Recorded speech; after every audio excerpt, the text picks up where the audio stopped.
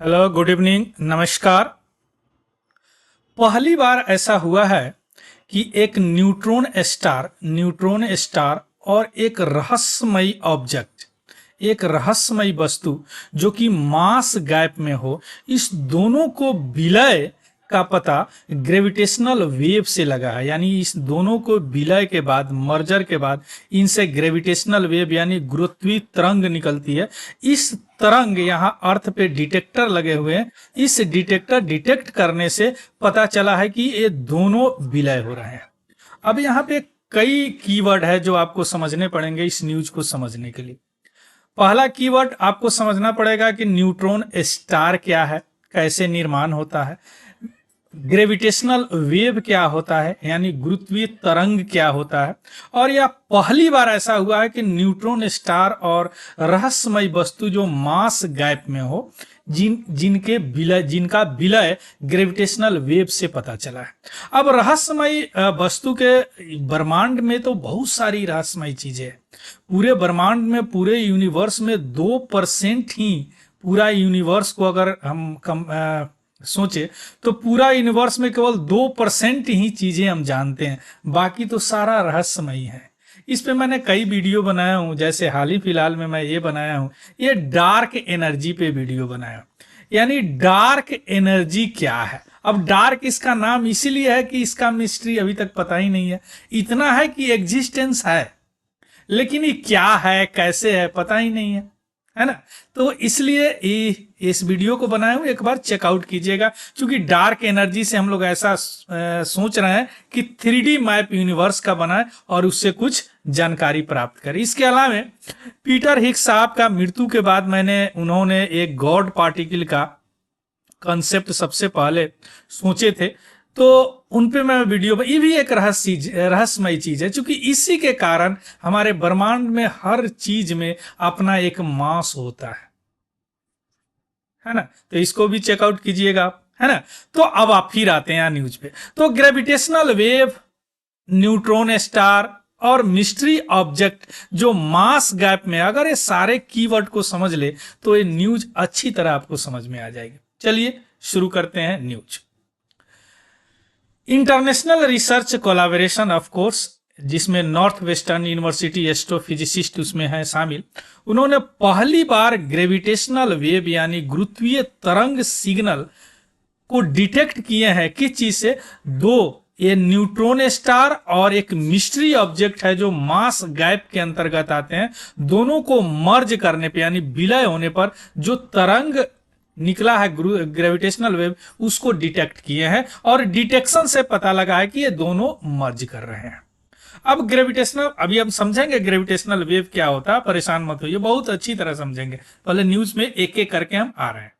अब जो gravitational wave है यानी गुरुत्वीय तरंग है, इसका जो सिग्नल हमको मिलता है यूनिवर्स से, यह सिग्नल का नेचर हम तभी पता कर सकते हैं जब वह ऑब्जेक्ट यानी इनिग्मेटिव ऑब्जेक्ट, रहस्यमय ऑब्जेक्ट जो है, उसका मास 2.5 से 4.5 गुना हमारे सन के मास से बड़ा हो। और अब बात समझ में, अगर सन की मास से 2.5 से लेके यानी 2.5 से लेके 4.5 गुना बड़ा हो। और दूसरी बात, 650 मिलियन लाइट ईयर वह अर्थ से उसका दूरी हो। एक लाइट ईयर बराबर होता है लगभग 9 ट्रिलियन किलोमीटर। अब समझ लीजिए कितना दूरी है ना। इससे दूर से ग्रेविटेशनल वेव आते हैं, उनके नेचर को हम पता कर सकते हैं। इसलिए हम ग्रेविटेशनल वेव अभी स्पेस से डिटेक्ट करने जा रहे हैं। थोड़ा सा मैं लास्ट में बताऊंगा आप लोगों को, है ना। तो ये रहा न्यूज। अब इस न्यूज में अभी जो मर्ज हुआ है, हमारे साइंटिस्ट इसका एक नाम देते हैं, जैसे न्यूट्रॉन स्टार और या मिस्ट्री से ऑब्जेक्ट जो मर्ज हुआ है ना। इस मर्जर का नाम दिया गया है GW230529। GW means gravitational wave, ये नंबर है उनका, है ना, उनका कोड नंबर होता है। इसको इसी नाम से जाना जाएगा। अब अगर कहीं पे ये लिखा रहे तो आप समझ जाइएगा कि न्यूट्रॉन स्टार और एक मिस्ट्री ऑब्जेक्ट यानी रहस्यमय वस्तु के मर्जर से यह ग्रेविटेशनल वेव आया है ना। ये अब डिटेक्ट क्या किया है, शुरू में बताया ग्रेविटेशनल वेव डिटेक्ट करने के लिए सेटअप है यहाँ हमारे अर्थ पे। सेटअप के बारे में भी थोड़ा सा पढ़ेंगे। LIGO, laser interferometer gravitational wave observatory इसका पूरा नाम होता है। यह विर्गो और कागरा जगह का नाम है। पूरे विश्व में 6 जगह लाइगो लगाए गए हैं, जिसमें इंडिया भी एक है जो महाराष्ट्र में है। तो यह जो डिटेक्शन है 2023 में किया गया था, लेकिन एनालिसिस के बाद यह फाइनली अप्रैल 2024 में इसको अनाउंस किया गया है। कोई भी साइंटिफिक चीज अगर डिटेक्ट होता तो उसका एनालिसिस होता है, पीयर रिव्यू होता है, उसके बाद उसको अनाउंस किया जाता है। तो यह जो ग्रेविटेशनल वेव जो है कैसे आया, 2 चीज को मर्ज करने पे। पहला क्या है, न्यूट्रॉन स्टार, दूसरा क्या है, mystery object in mass gap. अब यहां पे समझिए आप न्यूट्रॉन स्टार, बहुत ध्यान से समझिएगा। देखिए हमारे यूनिवर्स में बहुत सारे स्टार हैं। सन इज ऑल्सो ए स्टार। मान लीजिए कि ये स्टार है, इस स्टार में 2 एनर्जी काम करते हैं, ध्यान से समझिएगा। इसके जो अंदर है वह क्या होता है, न्यूक्लियर फ्यूजन होते रहते हैं जो फ्यूल का काम करते हैं। यह जो फोर्स है बाहर की तरफ इस तरह लगाते हैं इस ऑब्जेक्ट में, है ना, इस तरह बाहर की तरफ फोर्स लगाते हैं, तो इसको इनको फैला के रखते हैं। और बाहर से क्या है, बाहर से लगता है ग्रेविटेशनल फोर्स, तो क्या करता है, इसको दाब के रखता है। अब यह फोर्स फैलाएगा, यह फोर्स दाबेगा, जिसके कारण क्या होता है, हर स्टार बैलेंस में रहता है। आ रहा बात समझ में, इंक्लूडिंग आवर सन। अब थोड़ा सा एक यहां पे एक विचार कीजिए कि अगर यह न्यूक्लियर फ्यूल खत्म हो जाए। न्यूक्लियर फ्यूल क्या होता है, हाइड्रोजन है, 2 हाइड्रोजन मिलकर एक हीलियम बनाते हैं, इसी में यह फ्यूल होता है, जिसको न्यूक्लियर फ्यूजन बोलते हैं, है ना। आर्टिफिशियल सन पे मैं एक वीडियो बनाया, उसको भी चेकआउट कीजिएगा, उसमें डिटेल्स बताया। तो अगर यह अब सपोज कीजिए कि यह जो फ्यूल है खत्म हो गया, तो क्या होगा, ग्रेविटेशनल वेव इसको दाब देगा, पॉइंट बना देगा एकदम। लेकिन आपको पता है फिजिक्स का एक रूल है कि एनर्जी को ना ही आप क्रिएट कर सकते हैं, ना ही आप डिस्ट्रॉय कर सकते हैं, इसको एक फॉर्म से दूसरे फॉर्म में चेंज कर सकते हैं।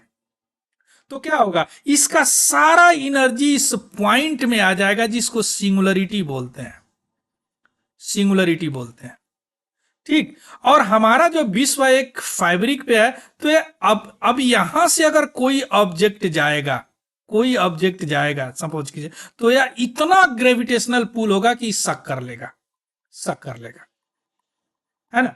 अब यह निर्माण क्या करेगा, एक ब्लैक होल का निर्माण कर देगा। यहां से लाइट भी पास नहीं करेगा, ब्लैक होल। अब न्यूट्रॉन स्टार, अब ब्लैक होल न्यूट्रॉन स्टार में ज्यादा अंतर नहीं है, ध्यान से समझिएगा। अगर कोई न्यूट्रॉन स्टार, अगर कोई इस तरह का घटना होता है, अगर उसका मास 2 से लेके 3 गुना मास ऑफ द सन हो, तो उसको न्यूट्रॉन स्टार बोलते हैं। अगर इससे ज्यादा हो तो ब्लैक होल बोलते हैं। बस यही अंतर है दोनों में। सरफेस का थोड़ा सा अंतर है, इसका ब्लैक होल का हार्ड होता है, इसका सॉफ्ट होता है, बट ये मेन अंतर यही है कि कोई भी ऑब्जेक्ट जो अगर तारा मरता है, इसको तारे को मरना भी बोलते हैं, मरने के बाद क्या होता है, यह न्यूट्रॉन स्टार बनते हैं। अगर यह बड़ा तारा होता तो बड़ा कोर बनता, बड़ा ग्रेविटेशनल पोल आता, तो यह ब्लैक होल बन जाता। अब यहाँ पे कई लोग बोलते हैं कि सन भी एक दिन ब्लैक होल बन जाएगा, नहीं बनेगा सन ब्लैक होल, क्योंकि ब्लैक होल बनने के लिए मास कम से कम 2 से 3 गुना होना चाहिए सन के मास से। तो हमारा जो सन है, सूर्य देवता है, कभी ब्लैक होल नहीं बनेंगे, है ना। तो ये रहा अंतर ब्लैक होल और न्यूट्रॉन स्टार, केवल मास का। अब मिस्ट्री ऑब्जेक्ट, रहस्यमय चीज इन मास गैप क्या होता है, देखिए अभी तक का सबसे हेवीएस्ट न्यूट्रॉन स्टार और अभी तक का सबसे लाइटेस्ट यानी छोटा ब्लैक होल, इनके बीच का जो मास होता है ना, इसी को मास गैप बोलते हैं। अब यहां पे आप समझ लीजिए, 2 से 3 गुना न्यूट्रॉन स्टार, इससे बड़ा ब्लैक होल। ब्लैक होल में भी कई प्रकार है, सुपर मैसिव ब्लैक होल, है ना। तो अब इसके बीच का जो होता है ऑब्जेक्ट, उसको ऑब्जेक्ट इन मास गैप बोलते हैं, और इसको मिस्टीरियस ऑब्जेक्ट भी बोलते हैं। मिस्ट्री ऑब्जेक्ट तो बहुत सारा है, तो mystery object in mass gap. आ गया बात समझ में? ये सारे कीवर्ड समझ गए आप लोग, neutron star, mystery object in mass gap. Clear? अब देखिए, इस तरह फैब्रिक पर हम पूरा यूनिवर्स है, स्पेस टाइम फैब्रिक। जो ऑब्जेक्ट जितना हेवियर होगा बेंट उतना ही इस फैब्रिक में करेगा। इसी कारण है एक ऑब्जेक्ट दूसरे ऑब्जेक्ट के चारों तरफ घूमता है। यानी न्यूटन साहब तो बता दिए कि गुरुत्वाकर्षण बल के कारण एक ऑब्जेक्ट दूसरे ऑब्जेक्ट के चारों तरफ घूमता है, लेकिन गुरुत्वाकर्षण बल कहां से आता है ये हमारे आइंस्टीन साहब बताए। बिकॉज हमारा जो यूनिवर्स है एक फैब्रिक पर है, स्पेस टाइम फैब्रिक। अब यहां से कोई ऑब्जेक्ट अगर आएगा तो ऐसे घूमेगा, अब ग्रेविटेशनल पुल होगा। लेकिन अगर घूमते घूमते ये गिर गया यहां तो ग्रेविटेशनल पुल ज्यादा हो जाएंगे इसका, है ना। जो जितने मास का है वह उतना बेंट करेगा स्पेस टाइम फैब्रिक में। यार आप ब्लैक होल जो अभी हम चर्चा किए हैं, इस तरह का ब्लैक होल बन जाते हैं जब तारे मरते हैं, मतलब उनका फ्यूल खत्म हो जाता है। लेकिन एनर्जी तो है ही, चूंकि एनर्जी ना ही आप बना सकते हैं ना ही आप खत्म कर सकते हैं, एक से दूसरे माध्यम में वो ट्रांसफर हो जाता है। इसी तरह ह्यूमन बीइंग का भी है, हर ह्यूमन बीइंग में अपना एक एनर्जी होता है, हर ह्यूमन बीइंग में सेम एनर्जी है। अब उसके ऊपर डिपेंड करता है कि उस एनर्जी को किस रूप में ले जाता है। अगर कोई बहुत अच्छा पढ़ने वाला है तो पढ़ाई में एनर्जी लगाता है, बहुत अच्छा खेलने वाला है तो खेलने में एनर्जी लगाता है, बहुत ज्यादा गप्पे मारने वाला है तो गप्पे मारने में एनर्जी लगाता है। तो एनर्जी को ना ही आप बना सकते हैं ना ही आप खत्म कर सकते हैं, एक से दूसरे रूप में चेंज कर सकते हैं। ये रहा ब्लैक होल का थोड़ा सा, ये सिंगुलरिटी, यहीं पे सारा मास कंसंट्रेट हो जाते हैं। इवन होराइजन या इसी से ब्लैक होल का पता चलता है, चूंकि यह चमकीला चीज होता है, यानी यहाँ का धूल कण वगैरह घूमते रहते हैं, चूंकि यहां से तो लाइट भी पास नहीं कर सकता। और जो हेवियर ऑब्जेक्ट है अगर कोई लाइट पास करता है तो बेंड कर, क्यों? चूंकि ग्रेविटेशनल वेव के कारण यह खींच लेता है, इसलिए लाइट का पाथ थोड़ा सा कर्व हो जाता है। मैसिव ऑब्जेक्ट तो ये स्पेस टाइम फैब्रिक का बताया, ये ब्लैक होल का बता दिया, है ना। तो समझ गया न्यूटन। अब कीवर्ड क्या है यहां पे एक और समझना, ग्रेविटेशनल वेव। ग्रेविटेशनल वेव समझने के लिए आप थोड़ा सा अपने बचपन में जाइए। कभी कुआं या तालाब में पत्थर फेंकने के बाद आप देखेंगे एक तरंग इस तरह निकलता है, एक तरंग इस तरह, और धीरे धीरे धीरे धीरे देखिएगा तरंग का इंटेंसिटी कम होते जाएगा, है ना। इसी तरह का तरंग जो है हमारे यूनिवर्स में जब दो बड़े हेवी ऑब्जेक्ट या तो मर्ज करते हैं यानी विलय हो जाते हैं एक दूसरे में, या तो टकराते हैं या बहुत तेजी से घूमते हैं, तो इस तरह का तरंग निकलता है। और यह तरंग पूरे यूनिवर्स में फैल जाता है, इवन हमारे शरीर से भी वह होके गुजरता है। लेकिन मैं एक, पता नहीं आप लोग एक्सपीरियंस किए हैं कि नहीं, मैं एक एक्सपीरियंस किया हूं। जब आप कभी लैपटॉप चला रहे हो और अचानक कभी ब्लैक आउट हो जाता है तो कई बार वह ग्रेविटेशनल वेव पास आउट करते हैं, है ना। तो हो जाता है कई बार, मैं कहीं पढ़ा था और मैं एक बार देखा भी था, इस तरह हो गया था, है ना। तो इसका जो सबसे पहले प्रेडिक्शन की ऐसा होता है वह आइंस्टीन साहब जनरल थ्योरी ऑफ रिलेटिविटी 1915-16 में उन्होंने इसकी थ्योरी दी थी कि ऐसा होता है। लेकिन 100 साल के बाद 2015 में सही में डिटेक्ट किया गया। देखिए 100 साल पहले इन्होंने ऐसा प्रेडिक्शन कर दिया था कि ग्रेविटेशनल वेव है। अब जो वेव है यानी ग्रेविटेशनल वेव, यह लाइट के प्रकाश से सफर दूरी, लाइट के प्रकाश इतना इनका स्पीड होता है, इससे ज्यादा स्पीड यूनिवर्स में किसी चीज का नहीं होता। कोई भी कैटाक्लिस्मिक इवेंट होता है, कोई प्रलयकारी इवेंट होता है, जैसे ब्लैक होल टकरा गए, कोई स्टार एक्सप्लोड किया, बड़ा सा स्टार है, फ्यूल खत्म होगा, एक्सप्लोड किया, कोई दो न्यूट्रॉन स्टार एक्सप्लोड किया, इस तरह के घटनाओं में इस तरह का तरंग निकलता है ना। तो इससे पहले निकलता था, जो कि 1915-16 में डिटेक्ट किया गया था। लेकिन अब वह डिटेक्शन का इक्विपमेंट, डिवाइस हमारे पास है जो डिटेक्ट कर लेता है। तो पहली बार ग्रेविटेशनल वेव का डिटेक्शन पता 2015 में लगाएगा, लगभग 100 साल बाद। और जो ऑब्जर्वेटरी होता है, जो ऑब्जर्व करता है, उसको लाइगो बोलते हैं, यानी laser interferometer gravitational wave observatory. आ गया बात समझ में। अब आते हैं लाइगो क्या होता है। अब इसको समझिए लाइगो क्या होता है। लाइगो एक इंस्ट्रूमेंट होता है जो इंटरफेरेंस को मापता है, इंटरफेरेंस को मापता है ना। जैसे यहां पे देखिए, आपको दिखाते हैं, ये रहा लाइगो। अब इस लाइगो में कैसे डिटेक्ट किया जाता है, सबसे पहले यहां से किसी लाइट के सोर्स से, लेजर लाइट से लाइट इसमें पास किया जाता है। ध्यान से समझिएगा, यह है बिंब स्प्लिटिंग मिरर। ये काम करता है कि यह जो तरंग दैर्ध्य है जो भी जाता है, इसको बराबर भागों में बांट देता है। बांट दिया, अब यह इधर घूमने लगा या इधर चलने लगा। यहां पे मिरर होता है जो रिफ्लेक्टर का काम करता है, इस पूरे वेव को फिर रिफ्लेक्ट करके लौटा देगा। लौटाने के बाद यहां पे मर्ज करेगा और मर्ज के बाद यहां पे लाइट हम डिटेक्ट करेंगे। अगर सिग्नल इस तरह आते हैं, इसका मतलब उस समय कोई सिग्नल अर्थ से पास नहीं किया है। अगर थोड़ा सा भी इस तरह का आ गया, मतलब सिग्नल कोई पास किया है, तब साइंटिस्ट बोलते हैं कि नहीं, ग्रेविटेशनल वेव अभी पास किया है। अब इस तरह अर्थ पे कई जगहों पे लगाया जाता है, सब जगह पर अगर इस तरह का डिटेक्शन हो तो पता चल जाता है ग्रेविटेशनल वेव है। यह 4-4 मीटर का होता है, जिसको लाइगो बोलते हैं। अब क्या किया, यह लेजर से LIGO, laser interferometer gravitational wave observatory, इसलिए इसको लाइगो बोलते हैं। यह 4 किलोमीटर का लंबा लंबा आर्म होता है जो एल शेप्ड में रहता है। अभी आप देखें, जो एंटीना का काम करता है। हाई पावर लेजर रहता है, उसमें फिगर्ड मिरर होते हैं, ultra quite vibration isolation system होते हैं जो वाइब्रेशन चेक करते हैं ना।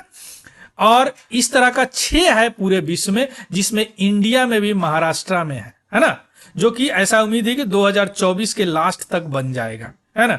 जो डिपार्टमेंट ऑफ एटॉमिक एनर्जी और department of science and technology इसको बना रहा है, जो महाराष्ट्र में बन रहा है। लाइगो 1999 में बना, यूएसए वाला चालू है। 2015 में डिटेक्ट किया, 2017 में डिटेक्ट किया, जब बाइनरी ब्लैक होल मर्ज किए, यानी 2 ब्लैक होल मर्ज किए, तब डिटेक्ट किया ग्रेविटेशनल वेव का। 2017 में अगेन डिटेक्ट किया लाइगो और विर्गो, जो gravitational wave colliding neutron star, 2 neutron star collide किए। अगेन डिटेक्ट किया 2019 में, जब 2 न्यूट्रॉन स्टार स्मैशअप हो गए, यानी एकदम खत्म हो गए, दोनों में टकरा के खत्म हो गए, स्मैश हो गए।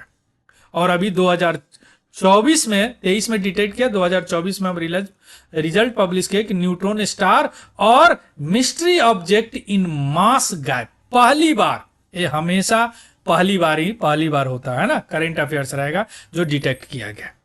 क्लियर। अब यह 6 जगह पे है। लाइगो लिविंगस्टन में है, हैंडफोर्ट में है, G600 जर्मनी में है, विर्गो जो इटली में है, और यह कागरा जापान में है, और लाइगो इंडिया महाराष्ट्र में है। अब हर जगह यह डिटेक्ट करेगा। अगर मान लीजिए ग्रेविटेशनल वेव अर्थ से पास करता है तो यहां भी डिटेक्ट होगा, यहां भी डिटेक्ट होगा, यहां भी डिटेक्ट होगा, यहां भी डिटेक्ट होगा, और यहां भी डिटेक्ट होगा। तो अब साइंटिस्ट कंफर्म करते हैं कि S this is the gravitational wave. Clear. अब इसका क्या सिग्निफिकेंस है, महत्व क्या है, बहुत महत्व है। अब यह ग्रेविटेशनल वेव के कारण ही हम जान पाए हैं ना कि न्यूट्रॉन स्टार है और मिस्ट्री ऑब्जेक्ट मास गैप है, ओरिजिन का पता चलता है, इनवर्स का पता चलेगा। इसके अलावा क्लू नेचर ऑफ ग्रेविटी के बारे में पता चलेगा। इसके अलावा यूनिवर्स के बारे में कुछ जानकारी मिलेगी, है ना, कुछ वह जानकारी मिलेगी जो हमारे इलेक्ट्रोमैग्नेटिक वेव से नहीं मिल पाता है ना, ग्रेविटेशनल वेव से मिल जाएगी। क्लियर। अब इस अर्थ पे तो हम लाइगो से डिटेक्ट कर रहे हैं, लेकिन लाइगो जो है, अगर 10 हर्ट्ज से कम फ्रीक्वेंसी का अगर आया ग्रेविटेशनल वेव, तो हम डिटेक्ट नहीं कर पाएंगे, क्योंकि यह मिलियन बिलियन लाइट ईयर से आ रहा है। तो जितने दूर से आएंगे ना, इंटेंसिटी उतना कम होता है। इसके लिए हम क्या किए, हमको चाहिए मिलियन किलोमीटर लंबा आर्म। तो इतना जगह क्या है धरती पर, लोगों के लिए रहने के लिए जगह नहीं है। तो इसका एक उपाय है कि स्पेस में हम बनाए, है ना। तो इसका नाम इन्होंने रखा लाइसा, लेजर इंटरफेरोमीटर स्पेस एंटीना, जो 2035 में बन के तैयार होगा। यह 10 हर्ट्ज से कम का ग्रेविटेशनल वेव को ऑब्जर्व कर लेगा। पहले लाइसा पाथफाइंडर ऑलरेडी वहां पे थोड़ा सा टेस्ट करने के लिए डाल दिया गया। उसके बाद में लाइसा है जो नासा यू के था, बाद में जो है नासा उससे छटक गया फंडिंग के कारण। तो अब इस लाइसा का नाम पड़ गया इवॉल्व लाइसा, यानी इन्होंने यूरोपियन यूनियन ने रखा इसका नाम इवॉल्व लाइसा, जो 2035 में आएगा। बने के तैयार होगा। लेकिन 2020-21 में यूपीएससी के पीटी में ये पूछ चुका है। The experiment will employ a trio of a spacecraft flying in the formation in the shape of equilateral triangle that has sides 1 million kilometre long with the laser shining between the craft. The experiment in question refer to Voyager क्या है या interstellar है? Interstellar satellites है। New Horizon क्या है? Satellite है एक तरह का। लाइसा पाथ फाइंडर क्या है? या तो उसका पाथ फाइंडर यानी चेक किया एक्सपेरिमेंट था, तो इसका आंसर क्या होगा? इवॉल्व लाइसा होगा। Clear? So this is all about the news. इसका पीडीएफ हमारे तिवारी जनरल स्टडी से आपको मिल जाएगा, वहां से जाके देख लीजिएगा और उसको भी ज्वाइन करिएगा। अगर यह आपको इंफॉर्मेटिव लगा हो, कुछ सीखे हैं, तो प्लीज इसको लाइक, अपने दोस्तों में शेयर जरूर कीजिएगा और सब्सक्राइब तो कर लिए होंगे आप, है ना। So thank you, have a good day and happy learning. Thank you very much.